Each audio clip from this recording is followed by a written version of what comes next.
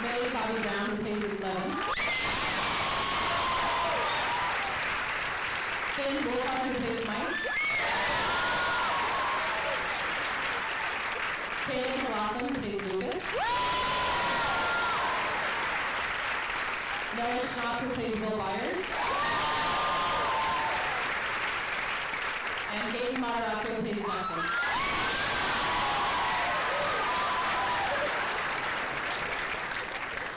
This is a very enthusiastic room. I love it.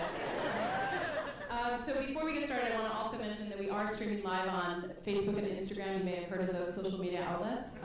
So welcome to all of our fans and followers on both of those sites and outlets. Please enjoy.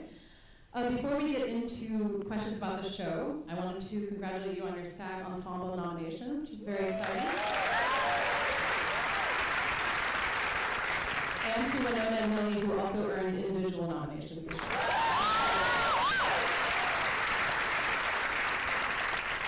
So a question I always like to ask when I have a room full of actors, which is often, I like to ask who or what gave you your big break as a performer? And we can also apply this to the writers and directors as well. But anyone can start if anyone feels compelled to share his or her first big break moment. Please do. Okay. I don't really know. I think you kind of just get it once you work on your first project, which was Once Upon a Time in Wonderland. It was like a reoccurring role, and I was really, really excited. And as soon as I done that, as soon as I was on screen, I fell in love with it. And I guess my big break was this show. And how about you, David? I did soap operas. Yeah, back in the day, yeah. Steady work, we love it. What? Steady work on soap Yeah, it's operas. great too. Like I did As the World Turns for 3 years. I was Officer Ron Shanks of the Oakdale Police Department. So I haven't come very far because now I'm just like another cop, but I'm a little more messed up and a little fatter. Yeah, I did soap operas for like 3 years in New York, and it was a great way to train because you shoot an hour of usable tape in a 12-hour day. So they edit on the fly, and if you can actually get your lines out in the right order, they move on. So anytime you see somebody be good in a soap opera, it is amazing. They are amazing. Yeah, where they say that I was too ugly and they pull the camera away. How's Cleveland? Yeah, they don't do it live anymore. They used to do it live, but not anymore. Winona, what was your Winona big break? Ryder. Give us your big break story. There's big break, but then there's first job. I didn't know which one. Big break. Talking. Big break. Big break. Come on, which soup? Yeah! Woo!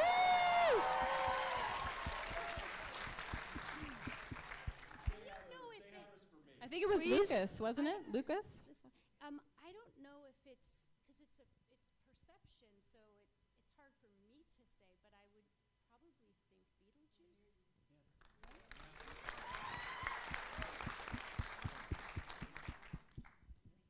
That sounds good. Thank you. And for the writers and directors, just briefly, you guys obviously you'd worked in television before, and Sean, you've been mostly features. But tell me a little bit about how you first broke through, and what was the project that got you noticed? We were struggling for a long time, and then we wrote this script called Hidden that was something we thought we could do low budget. I mean, we really wanted to direct, and no one was interested in us directing anything.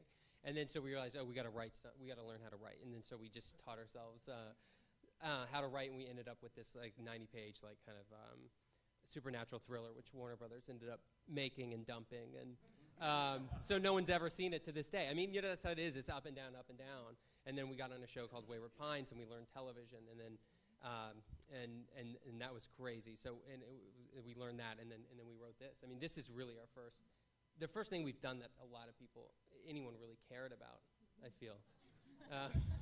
But we've been at it for a long time. It feels like it. How about you, Sean? Well, I went to film school like these guys did, though many years before them. And I don't know, the thing I was thinking about kind of is Winona was saying, well, there's Big Break, and there's when does it feel like your career started? And, this came across my desk between movies.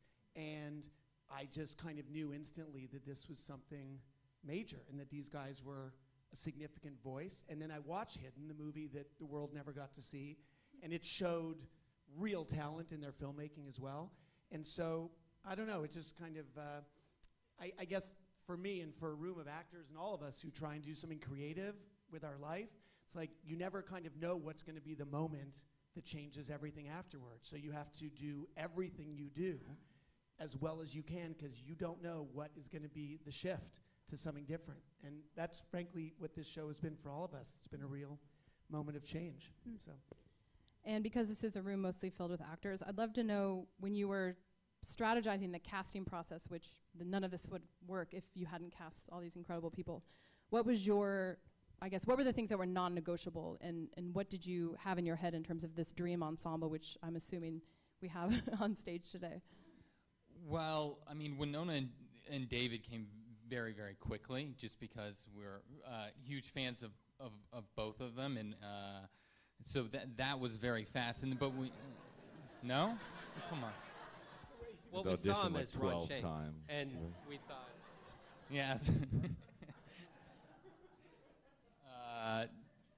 No, they came very, very quickly, and Netflix was very supportive, and so that just came together quickly. But we knew that none of this would work without the younger kids clicking, and so we started that search very, very early on, almost right after we were greenlit, and it took. I mean, we saw how many?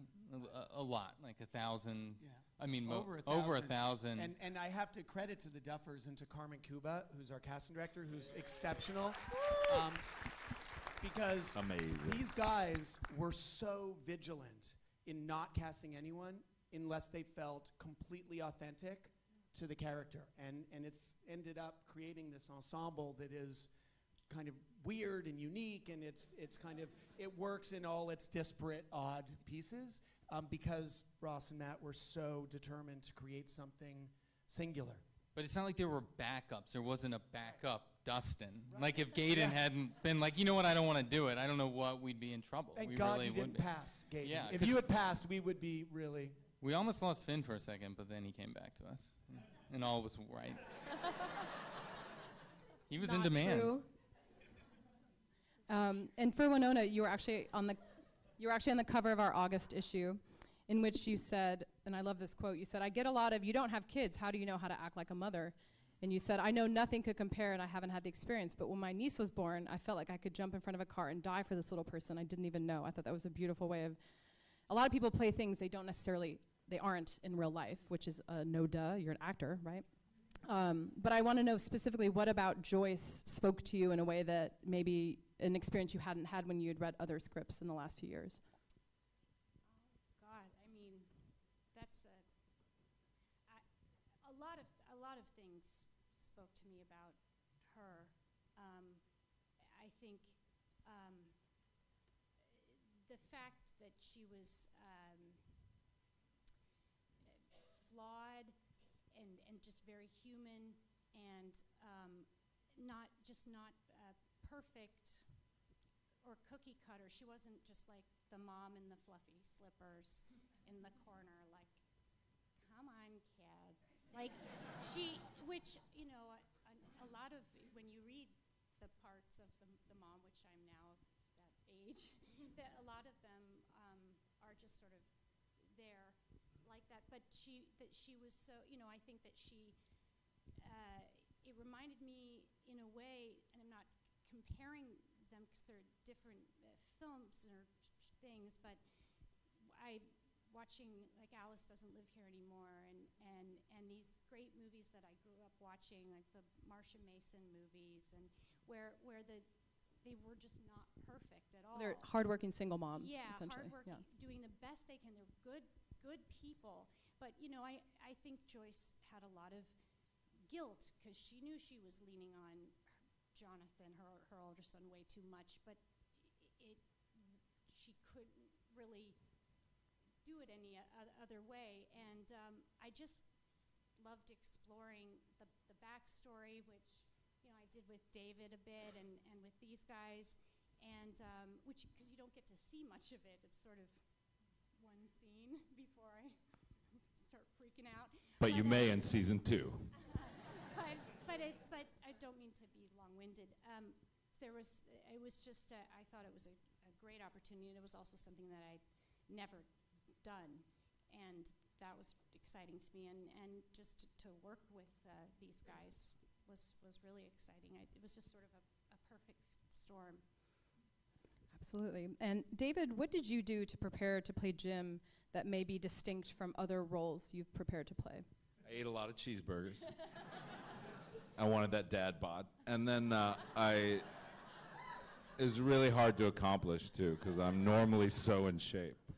And then I smoked a lot of cigarettes. But seriously, I really started with, like, I did a lot of work. And it's funny, like, I do, you know, acting now, as you all know, like, I guess I get sometimes annoyed when they ask people, like, how they prepared for a role, and they say, like, I went to the gym and I really and they talk about their workout routine, because I do think, no, but I mean, I think it is a cultural problem of this sort of narcissism in our society around bodies and stuff, for men and women now. But I think that there's a lot to acting, and I think that in a weird way it's devolved, and I don't think that there's a lot of respect for our process and our craft. And we do a lot of work on the soul of the human being that we're trying to embody, and I did a lot of work, and that's, to me, that's really psychoanalytic work. Yeah. Like, you go way beyond the page. What? Yeah, I mean, like, the method acting, to me, that I admire from, you know, the films of the 70s and 80s and stuff. And not to say there isn't this good work going on by actors at this time. I can't characterize that. But I'll say that there was a movement in this country of acting that started with the group theater and then sort of became this Strasberg method acting, which I very much ascribe to. And really what it's about is, like, going into the soul and the psychoanalytics of this character. So for me, it really became about, like, you know, the interesting thing about him is he goes through this amazing arc. Like, he starts out kind of a jackass. Can I say that on Facebook? He starts out kind of a jackass in the beginning of the series. And what was, to me, so sophisticated about the writing of this is that you see in the first shot that there's a daughter, or you see that there's a family on the refrigerator, and then you cut to him on the couch drinking. And a lot of times writers will then make the character one-dimensional in the sense that that character is now sad, or that character is now angry, and that will play through, because we need to know that he lost a daughter and he's going to be angry. And the first scene you really see with Jim is he's funny, like Coffee and Contemplation, like. But that to me was very sophisticated in the sense that he's developed a personality to deal with this trauma that he's developed a shtick that, like we all do, to prevent the pain of that thing. And so for me, it was all about, like, really finding the fundamental kernel of him, which was, you know, this for me, a very personal thing of who Will Byers was to me. In other words, what would activate me to actively try to save a human being and truly sacrifice your life, and truly sort of on a mission to die. Like, he's sort of on a mission to die. And so that was really detailed in terms of how I came up with that. And it was a lot of work. I have an acting coach that I still work with, an acting teacher. I still go to class. You know, like, I'm totally committed to developing the craft of acting. So I worked a lot with the psychological kernels of that. And then it was a lot of fun to come up with the shtick, like, and to come up with, like, his sarcasm and, like, yeah, and, like, his smoking and his drinking and, like, all this stuff. Once I kind of had that activator that you see in kind of episode 3 when he gets lied to and he starts to punch people. And I have to just add, though, that what was really great is I was kind of terrified, because I had heard from a lot of actors that TV is really fast and you don't have any time and this and that. But these guys really gave us that time, or the illusion of it. We felt like we you know, if we needed to, you know, and that really helped. You know, it really did. Thank you. Well, it shows. It shows on screen. Millie, you weren't here last month when I grilled your co-stars on their auditions. But first of all, I wanted to know, what were your first thoughts when you read the script? Did you have a clear sense of who this young woman was, and did you have a sense of what she looked like, and was she clearly outlined for you? And how did you feel about stepping into her shoes, which, you know, it's a very difficult part? Well, it was difficult going into a character that doesn't speak. I didn't have anything to really base myself off of, but the Duffers. The Duffers would tell me little things, and I would kind of put it in. I had this whole character in my head, and I really can't, follow up because you guys are just, you guys have it. I was just kind of like there, and I wrote things down. And I was like, I don't know if she has a look. Maybe she has a look. And then, the Duffers and I and Sean, we all collaborated our ideas on the look that Eleven has when she uses her powers. But 11... Very good, David. Very good. He read for the show. He read for 11, actually, and I read for Jim Hopper. I did. We switched characters. But yeah, no, it was really fun getting into, because Eleven's so, she has this really weird, contrast to her where she can be really vulnerable and be in the state where, she's with Mike and the kids and she doesn't really know what's going on. And then she has this, don't want to mess with her side. So it was really fun to work with that. And I really thank the Duffers and Sean for kind of helping me create her, because I didn't create her by myself. Definitely not. No, but I remember the audition was because there were no lines, and I think Finn gave you a wig, and you were putting on this wig for the first time, and it was just that look. Even on our crappy digital camera, just seeing the look in your face, it felt like there's that sense of wonder and innocence, but you didn't feel quite human in that. So all the way back then, it was there, whatever it was, and I don't know how you did it because no one else could do it. And I remember that. I was going to say, I remember that day in an office building in Hollywood when all you kids were there for your callback, and you did that scene, and you had all the kind of awkward wonder and innocence of 11. But right at the end of the take, I remember you kind of lowered your chin, and it was literally the first time. And this was not a note. This was not scripted, nothing. But you brought that darkness at the end of a take at your callback. And I remember that was the moment the guys were shooting at themselves. They were I just remember we were in an office and you went down with it and you were the darkness of 11, and that's when we knew. Yeah, no, it's that we knew. You had it. You had it in you. I don't know, but okay. But, yeah. So polite. So British and so polite, right? I also remember when I done that look in the audition, me and Finn was about to puke. We felt so nervous, that, and it's so amazing because you go into a room and even now, I got strange, now I'm doing Stranger Things and I go into an audition room. I still have that oh my god, So it's it's not really. When I went in there, it was I met this guy. And we both felt like we was about to puke. Yeah, I didn't talk to her. I was totally... We didn't speak to each other. It was okay, I did, what happened? You came in, we had another chemistry read before, and then you came in, and for some reason, the change, because when you're used to one person, and you're doing something with one person, and then all of a sudden it changed and there's a new person doing the same thing, it's so my body reacted in I was gonna throw up for some reason. So immediately when Millie came in, she was like, "Hi," and I was like, "Oh, hi, how's it going?" Yeah. Yeah, it was weird. I mean, that didn't happen to me. I'm sorry, Finn. No, it did.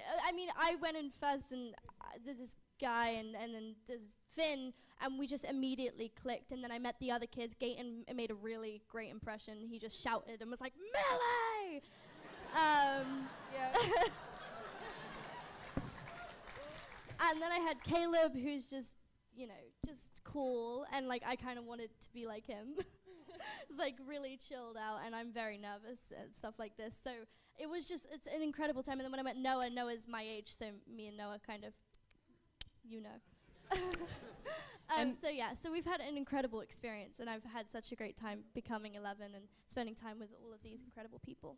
And for the rest of your co-stars, what day or scene would you point to as being a time in which you felt scared, and how did you get through that moment? Was it from one of the directors, one of the producers, one of the writers, one of your co-stars?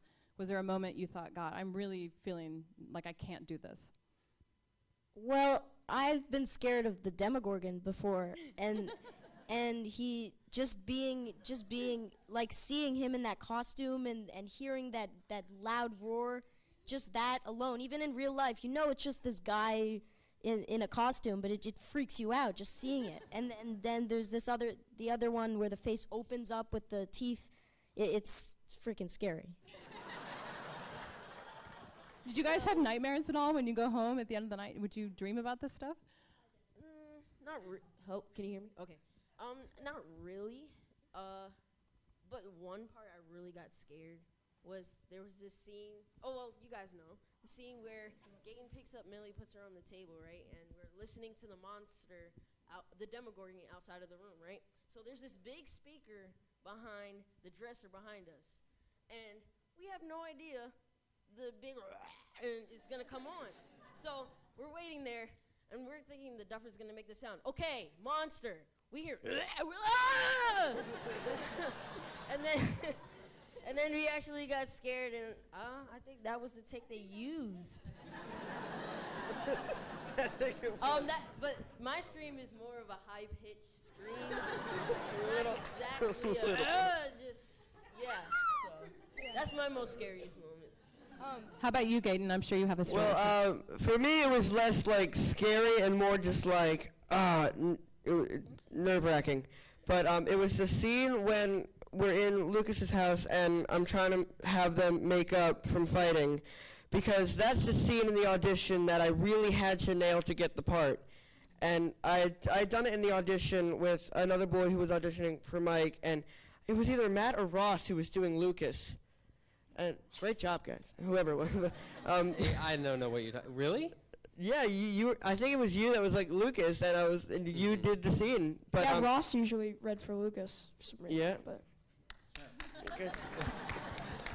But we were doing that scene, and I had to do it, and I'm like, should I do it like I did it in the audition or something? And I did the scene, and I felt so nervous about it, and Matt and Ross were just like, yeah, it's fine, you're doing great. I'm like, this is the scene that I really have to make sure that I do a good job on.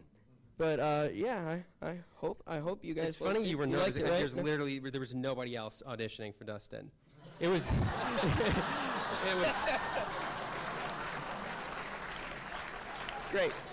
Yeah. Well, going back to your. How can I follow that? Going back to like if you were ever like scared or unsure of like a scene or like scared, there are like two scenes for some reason that come into mind. Was the first like D&D scene was like the first 10 minutes were like hell for me for some reason, because I walked in because I'd never been on like a full film set before. I'd always done like indie stuff and like the biggest cameras I've ever seen, and like a full set that people just created. I don't know, it was crazy to see in this, so that was sort of intimidating. But there was one that I don't know why I beat myself up over. Was I was with Sean. I had to do like the crying stuff, and I was always insecure about the crying stuff for some reason. And there's one take that we did, but you guys cut it. Was the I'm gonna call you out. There's okay. It's okay. After, I mean, it's not really important, but after, it was like one of my favorite things to do. But Spit it out, Finn. Let's go, Finn. yeah, you Just cut it. go. Okay, so after the fire truck where we find Will's body, there was a take that we shot where I was riding down this trail, and it was just like one single tear fell, and I like wiped it away and just kept riding. It was like a huge like golf cart track shot. Yep. And you guys ended up cutting it. I mean, I'm so glad I did this panel so I could be haunted by guilt from now on. Sean. Like, No. I am gonna find a way to wedge that into season 2. I promise you that. Flashback. Good scenes. Yeah. So one last question before we move to the audience questions. So for the younger actors, being able to work with David and Winona, I'm sure was incredibly wonderful. And I'm wondering, what did you learn from them on set, a lesson or a technique or anything even about the business that you've taken with you that you feel like is serving you now in season 2, but also beyond this project? All right. No, you worked with Winona mostly, so. Yeah. I just remember. I remember you taught me this just randomly on set. It was when it was at the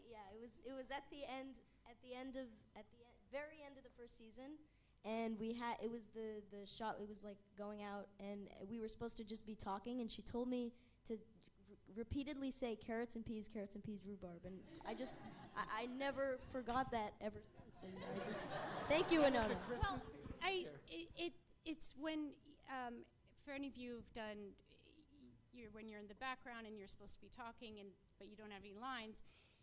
Okay, watch. I'm gonna mouth carrots and peas, rhubarb. It actually looks like I'm saying words instead of blah blah blah blah blah blah blah. And I learned that. I learned that at ACT in San Francisco. But then Catherine O'Hara in the great Christopher Guest movie, For Your Consideration, I think she does it. She does hub up.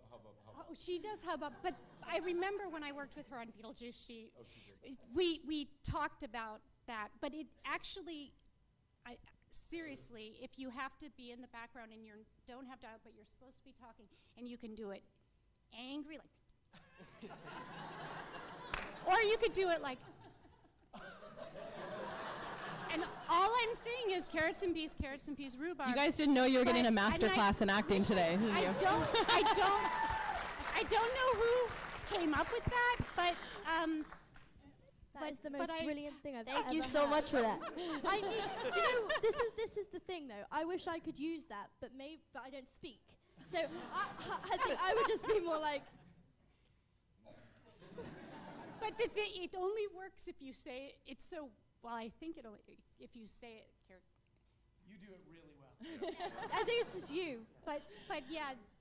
So I want to get to a couple audience questions. So 2 things. 1, don't bother asking about season 2 because there's no point. And second, when we're wrapped, all these fine people have to leave right away. So please do your best to not rush the stage, despite your best tendencies to do so. So I will take a couple questions. We have a couple of mics, so just raise your hand. Young lady here in the red hair. Hi. Okay, so there is a scene where 11 walks down and she's not supposed to be seen by, I think, Will's family. Or no, not Will. Sorry, Mike's family. I'm looking at you and said Will. And you guys all distract at the same time with like spitting out milk and banging on the table, and that's my all-time favorite scene. And I was like, just crack up every time. And I was wondering how that came about, like whose idea that was, and like who choreographed all of that to happen at the right time. Because it was amazing. Oh yeah, I mean we wrote it in the script, and then it was really I think it never turned timed out correctly, and then we just edited it so that it worked. And then Holly, the little toddler, was supposed to bang on the table, but Gaten was banging, and it made her upset, and she started to get slumped down into her seat and cry, and we used that take. Because she was, 3? I mean, she doesn't do what we tell her to do. So we just train a camera on her at all times, and Gaten upset her, and it was great. So it turned out a little different, but we loved the result. Very good. Sir in the red shirt on the end of the aisle there. Piggyback on the question you asked the kids, because I'm curious if there have been moments for the adults when there has been genuine fear-induced. A couple spring to mind, even in that first episode that I just saw, and I'm curious what you were feeling. Maybe, David, when you're walking in that shack and your co-policeman comes in there. Oh yeah, that was kind of fun, right? Yeah, I know. Is this on? Is this on? Is this? Oh, whoa. Yeah, in terms of like visceral fear moments, that was really fun. That was on a stage, though. That was totally like artificially produced. Like there was actually not. I mean, that was just like some work I was doing, some personal work. In terms of like action, it was. What the hell is so? I do work. I'm not just a pretty face. I mean, for me, like, truly the fear stuff was, in general sense, the fear stuff for me, and this is amazing about Carmen Cuba, and what I think I can say about this whole cast is, like, I do feel like we're miscast by a basic traditional casting director. We are all miscast, and we're all a bunch of freaks in a certain way. I mean, Winona is playing a mother, which is like a new thing, right? I'm normally a villain. In all my movies, I'm like a villain, or like supporting guy. And they give me like this heroic leading man. Like, these kids should not be on camera at all. We all have, there she goes. Oh my God. And even like we all have weird bodies, and like I just love this cast. Like, I just love the uniqueness of this cast. So for me, and I think for all of us, like, we were down in Atlanta, we were shooting the show, and we you know, everyone was like, did you think it was gonna be great? And I was like, no, like I think you guys felt this too, right? We were terrified, like we were down in Atlanta, we were just constantly shooting. And I think we had high hopes for it, but I think we were all just afraid and wanted to do the best job. So for me, the constant fear was that I would just suck, like the whole time. So that was more than the visceral fears of the Demogorgon or anything. That was like constantly the fear in my head. Okay, one last question. Young lady in the beige coat on the end here. Hi. The show is amazing. I have a question for the Duffer Brothers primarily. The show, you know, obviously you guys have been interviewed about how it's very reminiscent of some other, inspired by a lot of, you know, older movies, and it just breathes so well. And I feel like so much TV and movies nowadays like move so fast that you miss the characters, you miss the feelings, the relationships. And the show really, I love the characters and the relationships, and that's what makes it so special for me. I was hoping you could talk a little bit about how you developed those characters and how you really managed to succeed with that. Well, I think for us, and I think why, even though we grew up as just movie people, that was our first passion. I think why we started to get excited about television, especially now with places like Netflix giving you even more freedom, is that we're able to tell these supernatural stories with our, you know, all this childish stuff we love, whether it's, you know, interdimensional monsters or whatnot. But at the same time, the reason we fell in love with these movies in the first place, like Close Encounters or E.T. or whatever it is, it's like, yes, they're genre, but the heart of it is they're about these characters, and we were unable to do that, or finding ourselves unable to do that on film, where if it's a horror movie, it's just got to be scary. If it's a comedy, there's just got to be a laugh every, you know, 10 seconds or a certain amount. Whereas on TV, we can go, well, yes, this can be funny, but it also can be scary, and it can also be dramatic. And I think that's why we fell in love with these movies in the first place. So I think it was taking those ideas and moving them into this new medium where you could take a break. You don't it doesn't always have to be about a monster, and you could just, you know, just learn more about these characters. And I think that's what got us excited about it. I mean, I agree completely. That a lot of movies now, especially the blockbuster stuff, it moves for me, it's too fast. Because I don't get into it. I get exhausted. It's like they cut it really fast, and there's all this action, and I get bored. Like, I actually check out. Except Sean's movies aren't like and that. then and so I mean, it's not across the board, but a lot of movies I feel that way, and that's why I've been getting more into television. So, and then we started to see people that we admired kind of making to transition to television and telling these stories in a very cinematic way, but also they had time to breathe. So we wanted to do that, and, you know, get our monster in there too, which we did. It was fun. Well, thank you all for being here. Good luck at the Globes tomorrow. Thank you. Thank you. Thank you.